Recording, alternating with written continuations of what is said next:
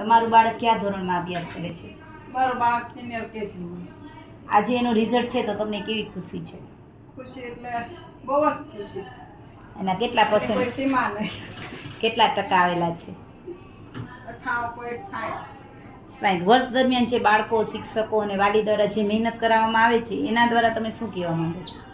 એના દ્વારા પ્રજ્ઞા ટીચરનો ખૂબ ખૂબ આભાર કે જે એમની પાસે મહેનત કરાવે, એને જીવનભર વર્ષ આખું વર્ષ શીખવાડે.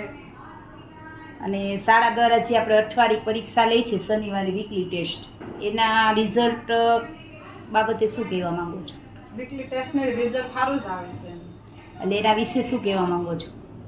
એ એમ કે સારું કહેવાય કે અઠવાડિયું જે છોકરો જેટલું અઠવાડિયું ભણ્યો એ અઠવાડિયા દરમિયાન પરીક્ષામાં ખબર પડી જાય કે એનું રિઝલ્ટ સારામાં સારું છે અને પ્રજ્ઞા ટીચરની મહેનત સારી છે. પછી વર્ષ દરમિયાન શાળામાં જે અલગ અલગ પ્રવૃત્તિઓ થાય છે એના વિશે શું કહેવા માંગો છો?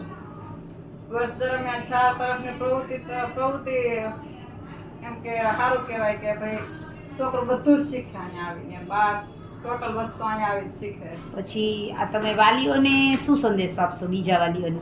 બીજા વાલીઓને સંદેશો એ કે મંગલમ સ્કૂલનું જેવું રિઝલ્ટ છે એવું રિઝલ્ટ વધારે મને બીજે ક્યાંય દેખાતું.